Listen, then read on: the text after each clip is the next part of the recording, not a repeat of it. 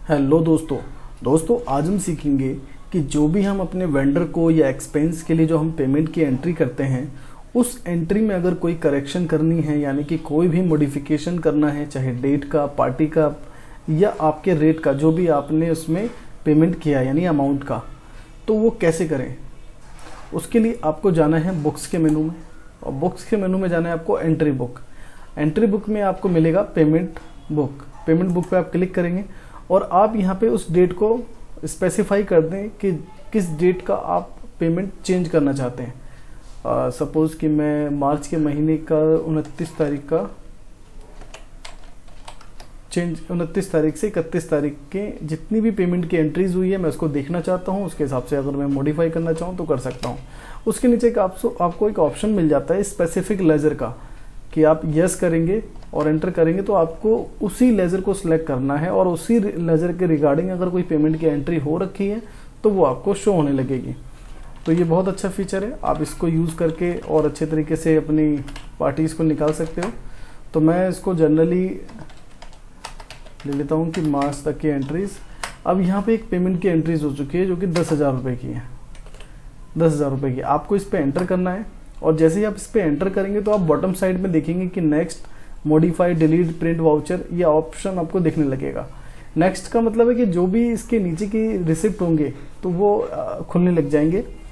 और मॉडिफाई यानी कि क्लिक करके आप इसका मतलब बैंक, पार्टी, डेट, अमाउंट, ये सारी चीज़ें चेंज कर सकते हैं। तो मैं इस पर क्लिक, और डिलीट पे आप जैसे डिलीट पे क्लिक करेंगे, यस करेंगे तो आपका पूरा बिल आपका ये जो पेमेंट है ये पूरा का पूरा डिलीट हो जाएगा। तो अभी हमें जो सीखना है वो मॉडिफाई है। मॉडिफाई पे आपको एंटर करना है। उसके बाद अगर आपको जो भी आपने पेमेंट की एंट्री करी है अगर वो गलत डेट में एंट्री हो गई है तो आप यहाँ पे डेट चेंज कर सकते हैं। सपोज कि मेरे को 30 तारीख में करना था, ही मैंने कर दिया। अब आपको पार्टी चेंज करनी है। सपोज कि ये एसबी ट्रेडर की नहीं है, दिल्ली पेमेंट की है, दिल्ली कंपनी जो उसमें बनी हुई है उसकी है। तो आप यहाँ पे स्पेस का बटन दबाएंगे और सर्च करेंगे अपनी पार्टी को जिसके उसमें एंट्री करनी है। उसके बाद आप इस पे अमाउंट, सपोज कि अमाउंट भी अगर गलत डला हुआ है आपका तो आप उसका अमाउंट चेंज कर सकते हैं।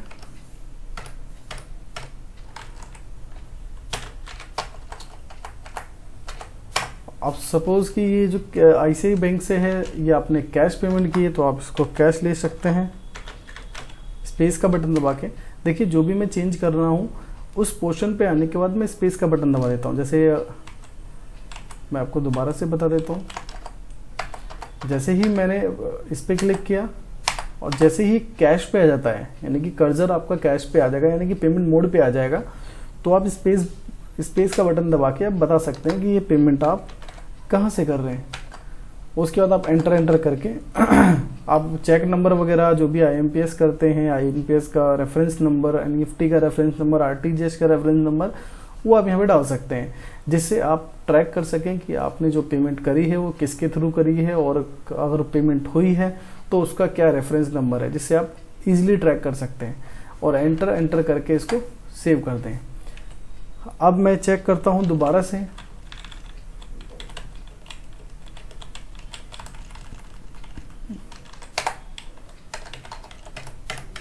तो देखिए ये चेंज हो चुका है। पहले ये एसबी ट्रेडर के नाम पे था, अब ये दिल्ली ट्रेडिंग कंपनी के नाम पे हो गया है।